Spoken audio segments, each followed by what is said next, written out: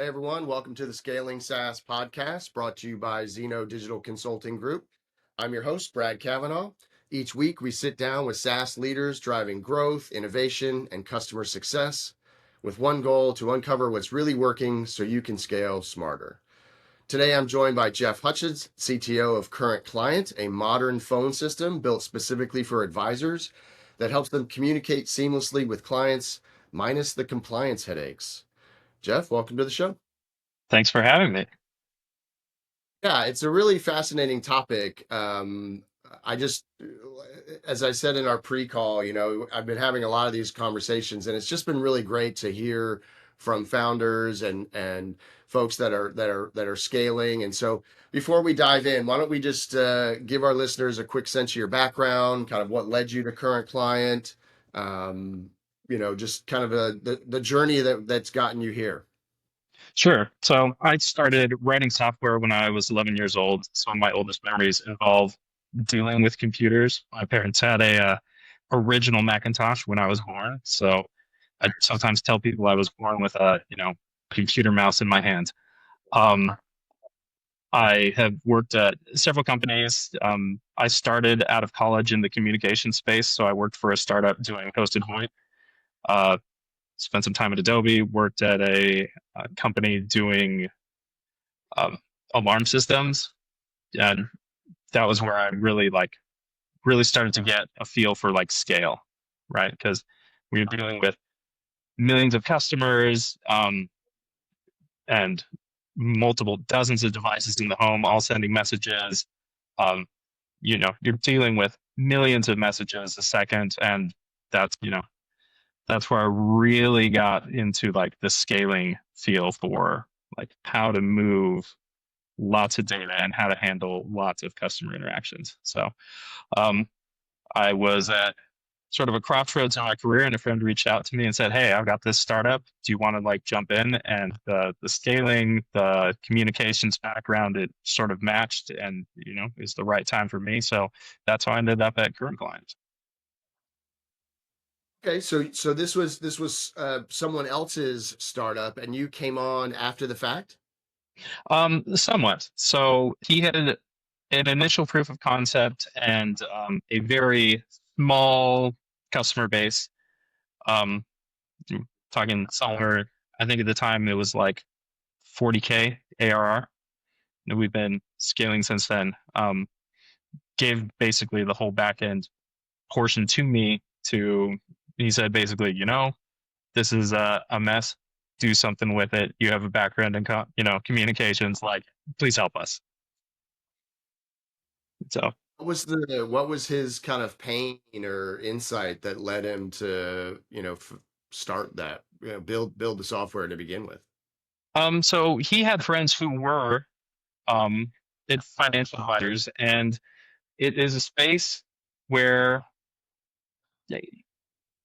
the tools are not great because I don't know if you've ever worked in a space with high compliance, but the tools tend to be bad because the people making the tools figure, well, you have to use our tool. It's a requirement, and so the motivation to make something good is low. But if you come in with a perspective of like customer experience, we want to build a beautiful tool, a tool that is useful, a tool that is seamless, a tool that provides a good experience and hits those compliance requirements. You can, you know, you can build yourself a rocket ship. It's amazing what you can do when you actually care what the customer experience is like.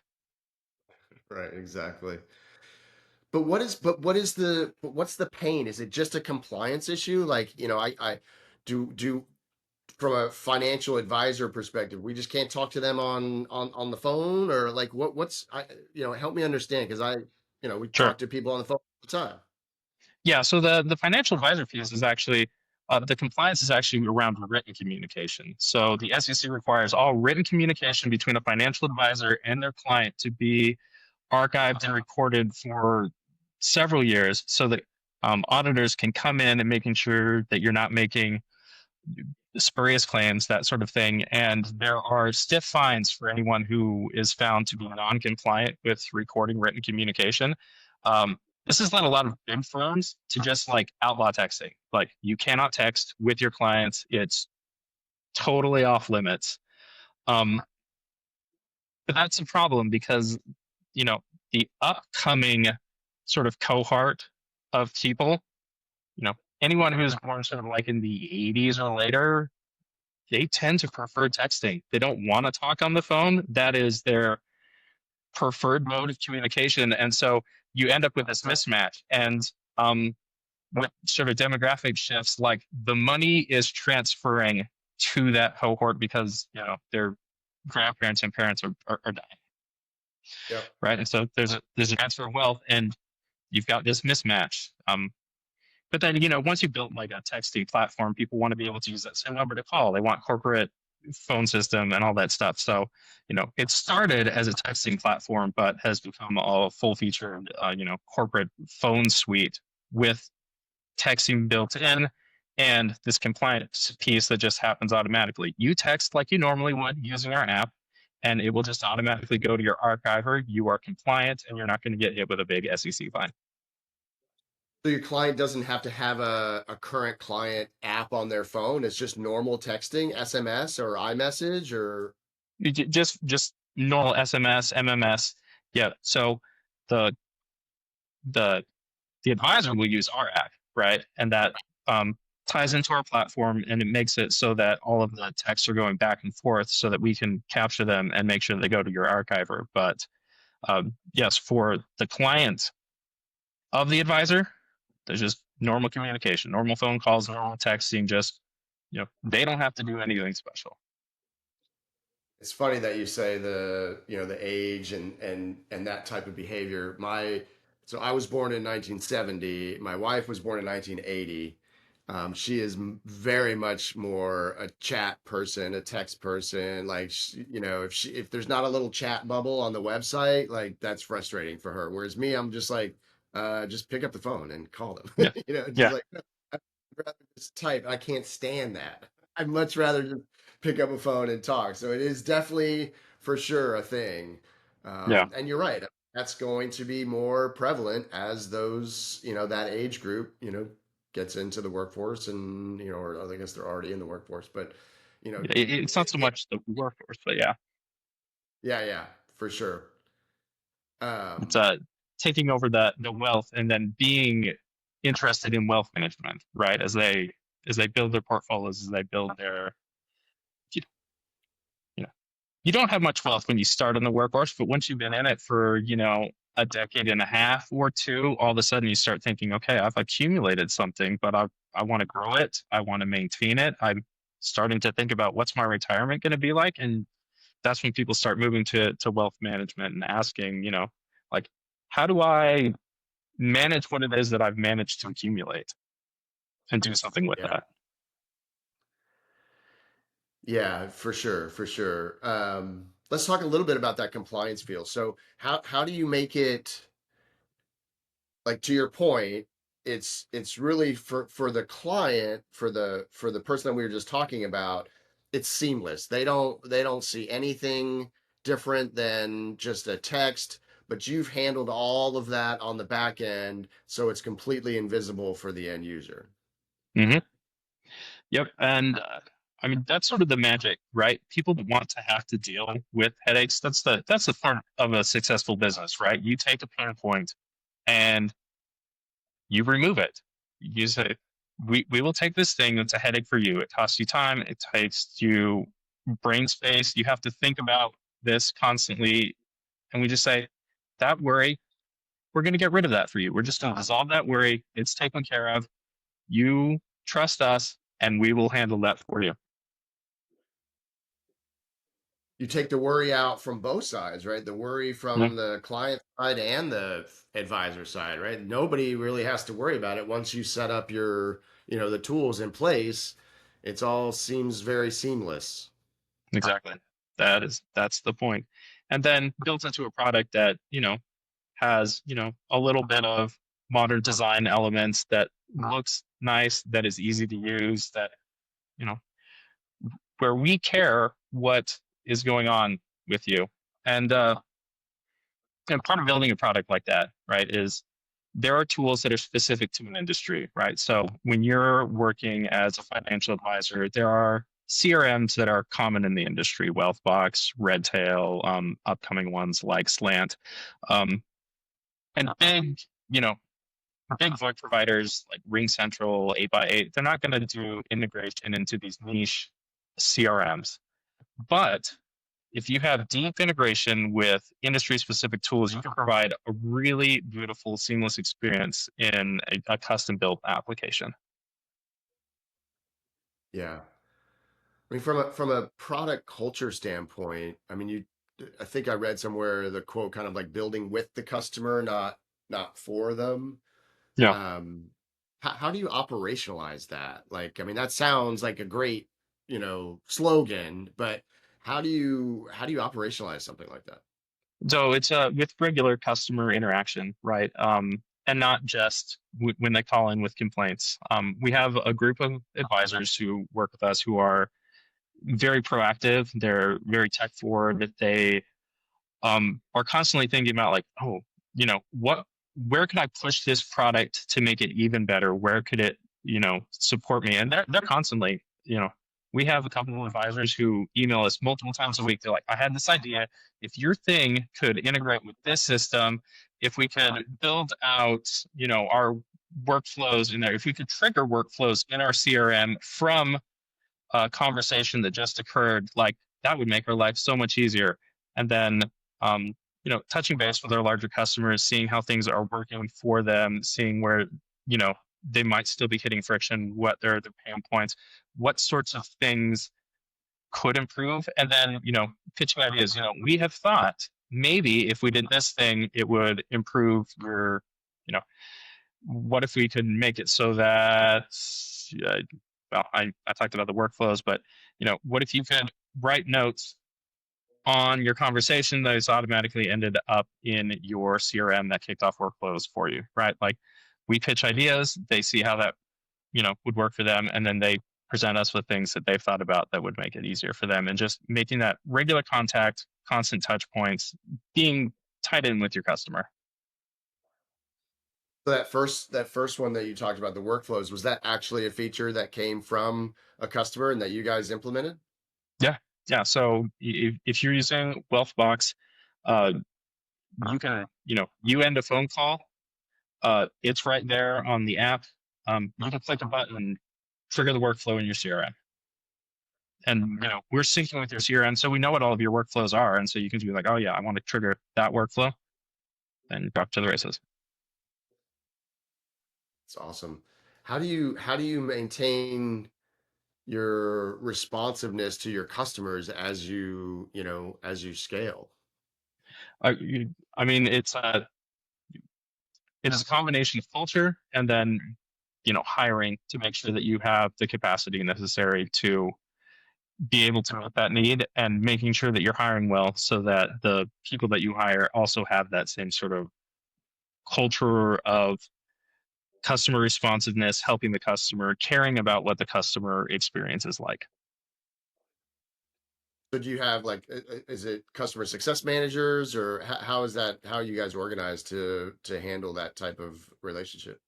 Yeah, so we have our chief operations officer is over support. I mean, we are still a relatively small company, so it is not that many people, and he manages the support and makes sure that we are providing good quality support to everybody who works with us. Yeah. Um, So from a CTO perspective, right? Like how is your engineering team structured? Are they aligned sort of? Like, I've seen it done like a lot of different ways, but I'm always interested in kind of how the the the teams are organized, whether it's, by feature or by customer set, or is it size, is it customer type? I mean, do you even do any of that, or is it just basically all of these feature requests and all that just get into a queue, and you guys kind of do the standard process for uh, you know, getting features implemented into a piece of software?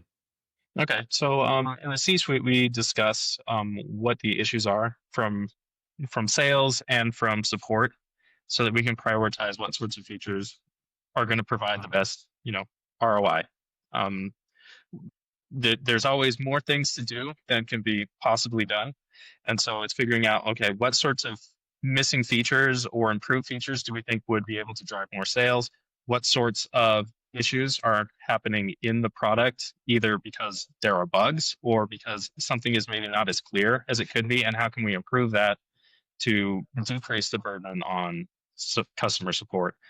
Um, so that's how we prioritize it. When it comes to development, we have focus areas of focus. So, you know, people who are more focused on the back end piece, people who are more focused on the front end applications, and then collaborating together to make those features work.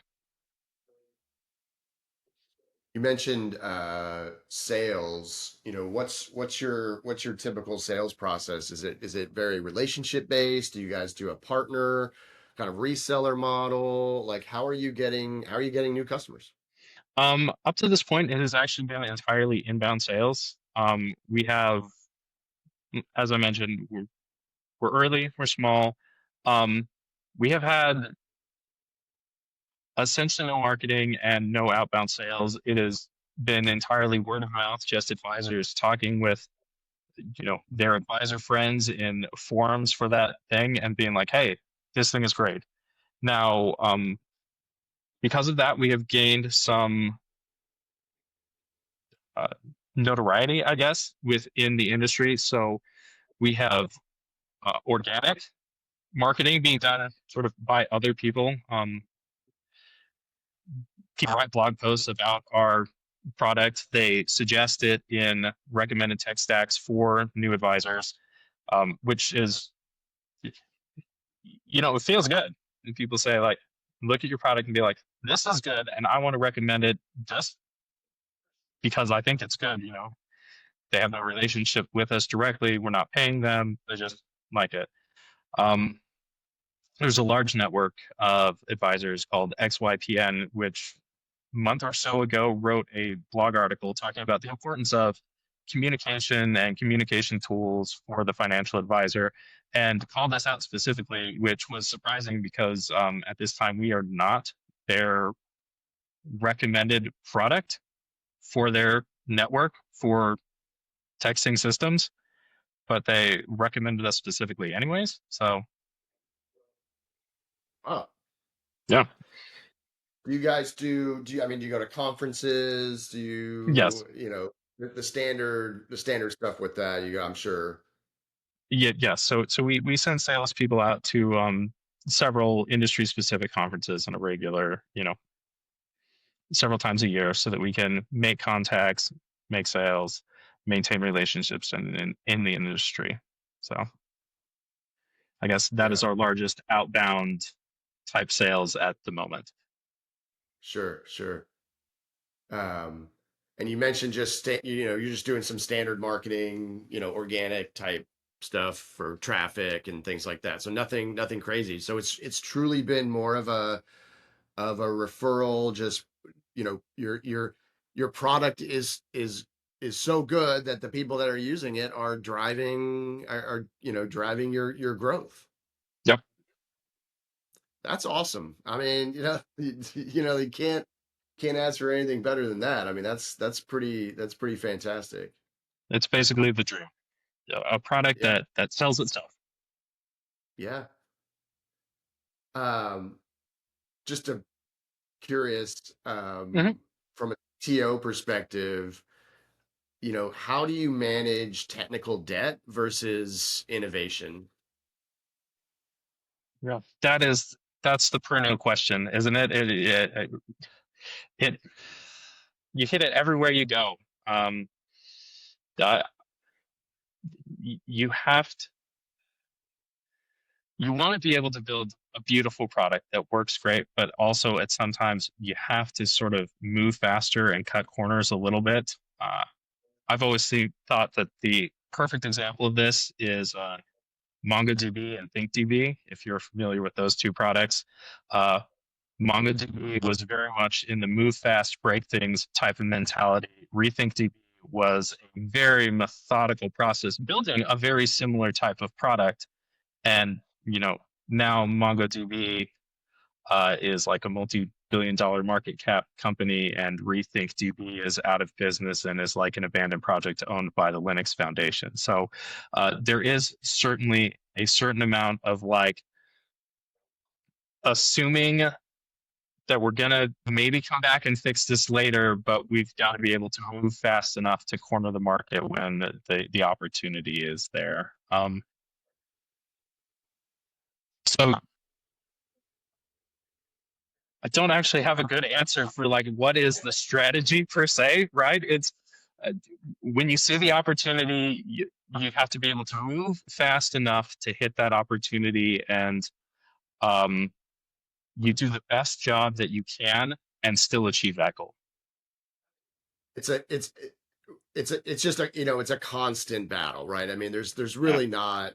It's sort of a trick question, right, Jeff? I mean, because there's there it's just something that you constantly have to, every decision that you make, it's part of the calculations in your head, and sometimes it's just like, screw it, we got to go forward and we'll have to figure this out at some point. And sometimes you don't move forward because you, that fixing it in the back end is just it's going to be too much, right? So it's just that constant swirl, I guess, if you will, dealing with any of those decisions. Yeah, and it's an ebb and flow, right? So you're moving fast, you're cornering whatever your market is, but eventually you collect so many barnacles that it slows you down, and you have to be like, okay, now we really need to we need to fix up this system, right? It's not only like, okay, there's like one or two systems, and dealing with them is very difficult. It's really slowing us down. We aren't able to have the velocity that we did before. We need to restructure this piece, and all of a sudden we can get like that velocity again. Um, I do think that there is a benefit to sort of delaying those types of design decisions, because when you initially design a product, you aren't always completely clear on how it's going to be used, what the load profile is going to look like, how people are really going to use it, um, what sorts of features are going to get sort of slapped on top of it as you get customer interaction. And you have a much better idea of how best to design it after you've actually been running it for several months. And that gives you, you know, you could try to build a really good job of it the first time, but in practice, I found that sort of like you don't get a really good implementation until at least the third one. The first implementation tends to be exploration of the problem space and how customers really want to use your product. Uh, then you do your second implementation, and that ends up being more of an exploration of the implementation speed space, and you see like where are the good ideas and the bad ideas on good technologies and bad technologies to actually build this feature. And by the time you get to the third one, you have a decent understanding of both, and you can build sort of a better implementation. Yeah, no, it's I have found that to be the case as well.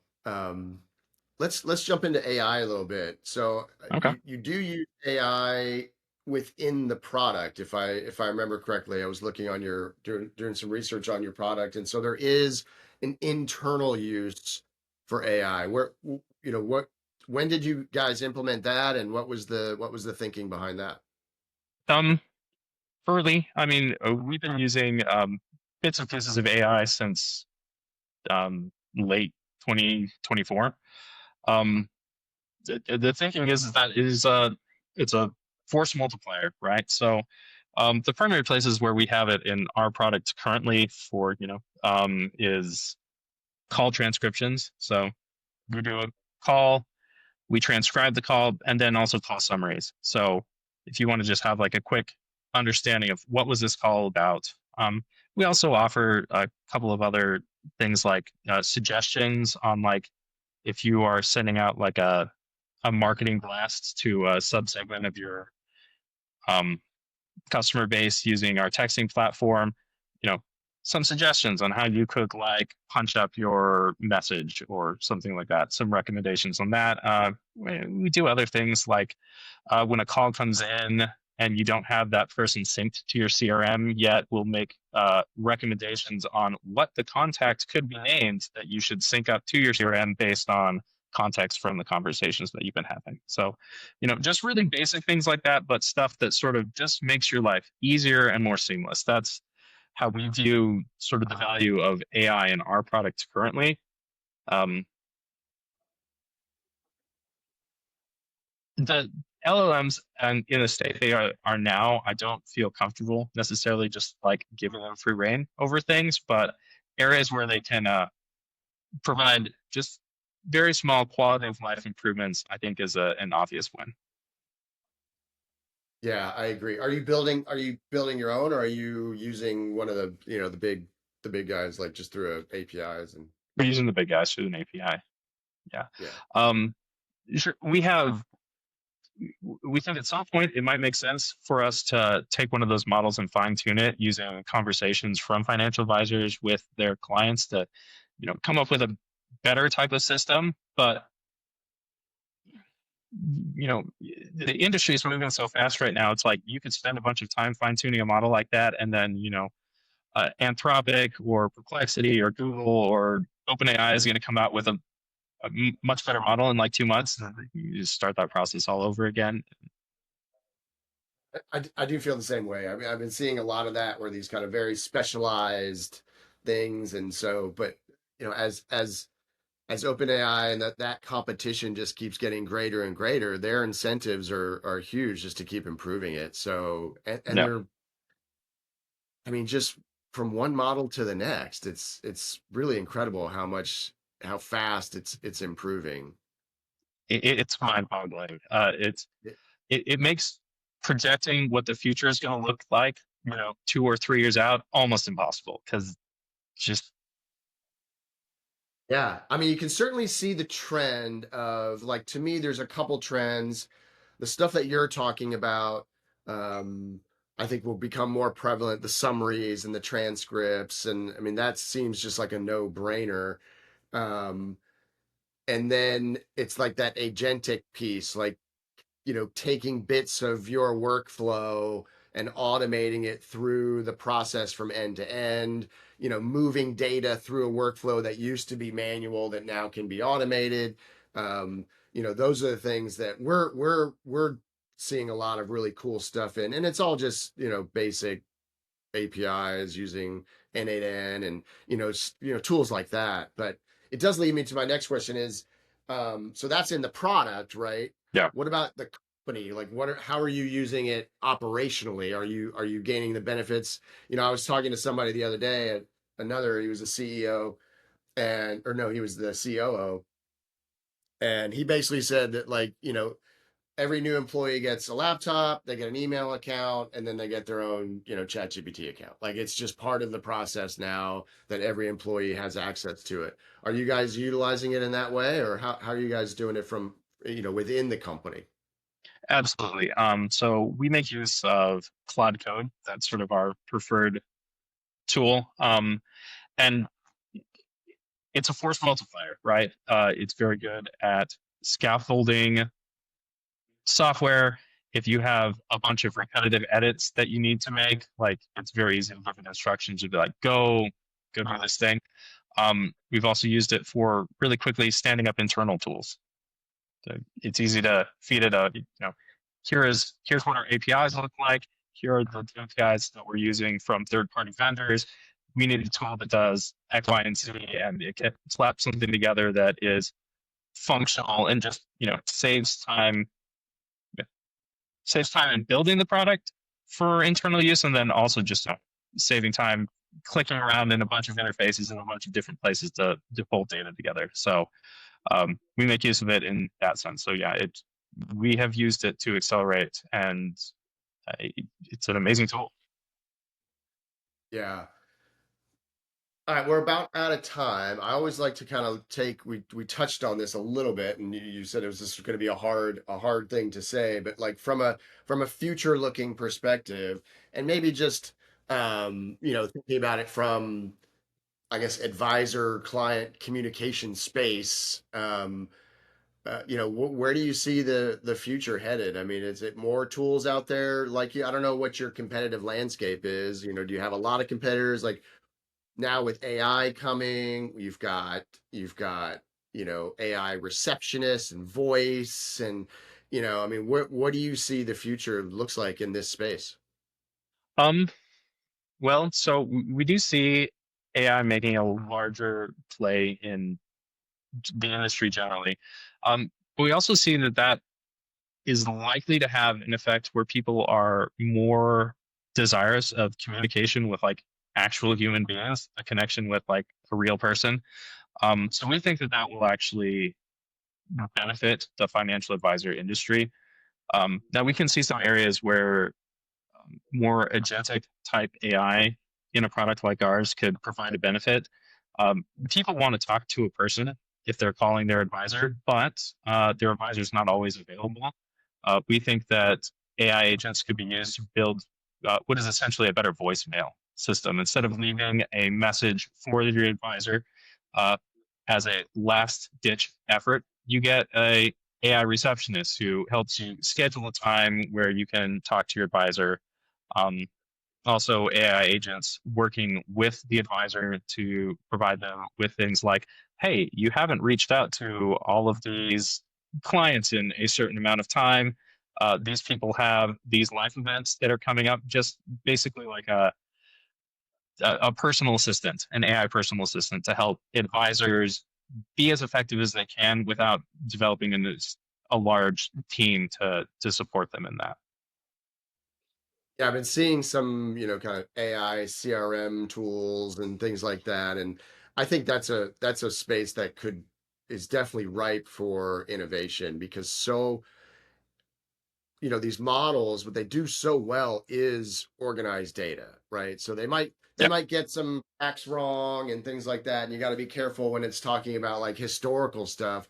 But it is really, really good at taking pieces of data and organizing it in a way to help people like us. So that idea of maybe like a weekly summary of here are some clients that you need to talk to, or like your point, you haven't mentioned this, or there's a life event coming up, having all of that just kind of placed in front of you, either on a weekly or a daily basis, is just huge. I mean, that would be, I used to work for Siebel Systems. I don't know if you Okay. remember that.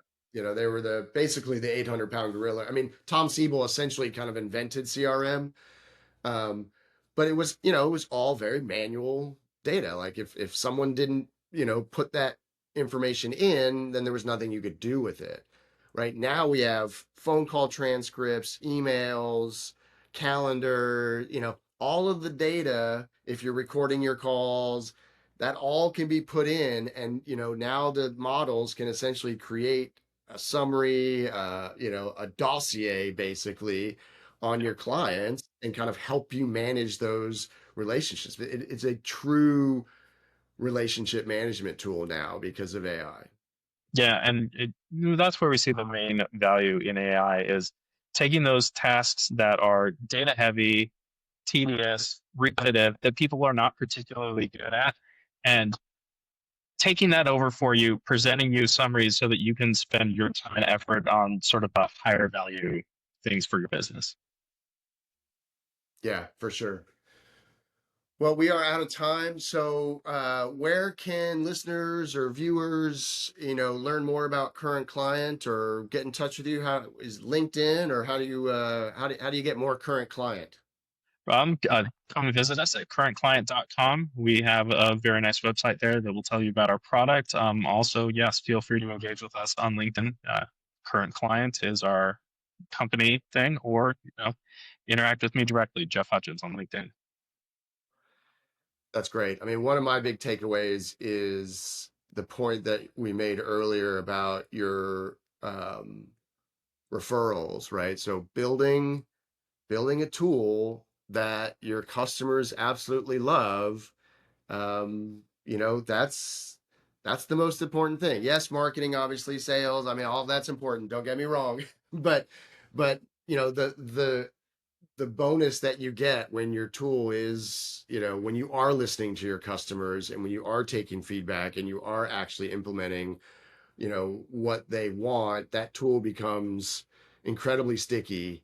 And they, you know, they pass that around. So that's, to me, that's a huge insight. So I really appreciate your time. You know, if you, for all the listeners out there, you know, if you like what you hear, subscribe, like, forward, do all those things. Jeff, I really appreciate your time on the show, and thanks for being on the show. Thanks for having me. It was my pleasure.